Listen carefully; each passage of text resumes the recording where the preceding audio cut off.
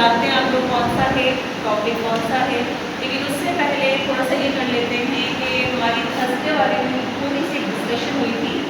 New teachers के साथ। वो थी कि जो सिलेबस होता है उस सिलेबस में हम उसका सिलेबस ब्रेकअप कैसे बनाते हैं ना, तो हम किस तरह से सिलेबस ब्रेकअप बना सकते हैं, क्या क्या वो तरीके हो सकते हैं, कितने तरीक़ों से हम सिलेबस ब्रेकअप बना सकते हैं। जो हमारा ये सिलेबस है, जैसे मुझे ये बुक मिली है कि मुझे सिंधी पढ़ानी है, ठीक है, तो अब मुझे जब इसका ब्रेकअप बनाना होगा तो मैं सबसे पहले क्या करूँगी, इस बुक में देखूँगी टोटल चैप्टर कितने हैं, ठीक है। तो ये क्या है मेरे लिए, ये कंटेंट मेरे लिए क्या है, मेरे लिए सिलेबस है कि मुझे इसको लेकर चलना है और पूरी बुक जो है वो कंप्लीट करवानी है, जितने ये टॉपिक्स हैं उसको ना। तो ये एनुअल ब्रेकअप होगा। एनुअल ब्रेकअप हम दो तरीके से बनाते हैं, एक होता है हमारा क्या मिड टर्म और एक होता है एनुअल एग्जाम यानी फाइनल टर्म। ठीक, एक तो ये तरीका हो गया कि बुक में मौजूद जो सिलेबस है उसको हम दो हिस्सों में कर लें, तो ये हो जाएगा एनुअल ब्रेकअप। और एक तरीका होता है कि हम जो हमने एनुअल को या जो हमने मिड टर्म को बनाया उसको फिर मज़ीद हम जैसे डिवाइड कर दें मंथ में, तो क्या कहलाएगा, मंथली ब्रेकअप कहलाएगा कि मैंने इतने चैप्टर जो है वो किसमें पढ़ाने, अप्रैल में पढ़ाने, इतने मैंने मई में पढ़ाने, इतने मेरे अगस्त में हो जाएंगे, जब तक कि वो मिड टर्म आ जाता है, मिड टर्म का सिलेबस भी कंप्लीट हो जाए और वो जो चैप्टर मैंने लिए हैं वो मंथली डिस्ट्रीब्यूट होकर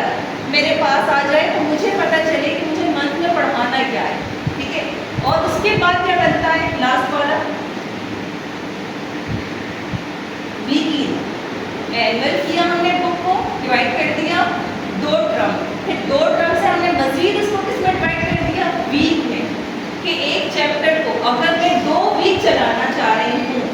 या 2 दिन चलाना चाह रही हूँ, 3 दिन चलाना चाह रही हूँ, तो वीकली ब्रेकअप हो जाएगा। और ये सारा कुछ हम किसमें रखते जाएंगे, अपने लेसन प्लान में, ठीक है। तो आज हम जो बैठे हैं, हमारा जो नया सेशन ये वाला आज का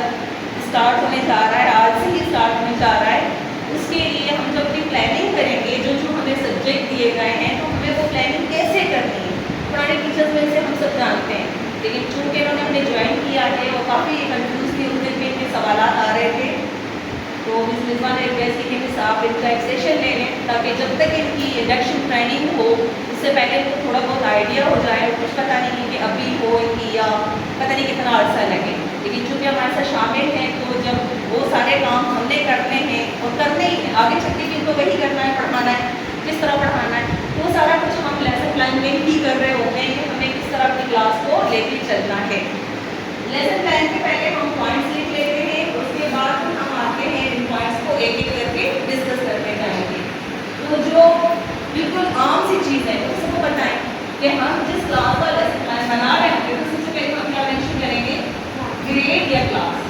किस क्लास के लिए बना रहे हैं, ठीक है। फिर हम आएंगे कि जो हमें ये सब्जेक्ट दिया गया है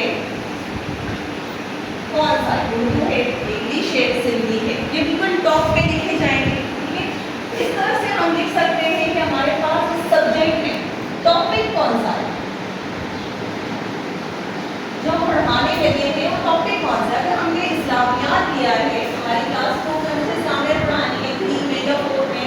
उर्दू पढ़ानी है या इंग्लिश पढ़ानी है, तो मेरे पास उसका टॉपिक कौन सा है जिसकी मेरी प्लानिंग करने लगी हूँ, ठीक है। उसके बाद आ जाता है ड्यूरेशन यानी टाइम। अब इस ड्यूरेशन में जो है 40 मिनट्स का हमारा पीरियड होगा, ठीक है। एक सब्जेक्ट अगर 40 मिनट्स का एक दिन में पढ़ाना है, लेकिन चूँकि इस टॉपिक को मैं 3 दिन लगातार पढ़ाना चाह रही हूँ, तो ड्यूरेशन में 40 नहीं लिखा जाएगा। आप क्या लिख सकते हो, आप 3 दिन लेके चलोगे ना, ठीक है। इसका ये मतलब समझ में आ रहा है कि ये एक दिन में कवर नहीं होगा, बल्कि आपने इसको 3 दिन चलाना है। या डायरेक्ट आप ये भी कर सकते हो, ये मिनट्स, ठीक है। अच्छा, डायरेक्ट आप क्या कर सकते हो, उसको सम कर दो, कितने मिनट्स बन जाएंगे, 120, 120 मिनट्स बन जाएंगे कि मुझे 120 मिनट्स का ये लेसन प्लान करना है। उसके बाद हम आएंगे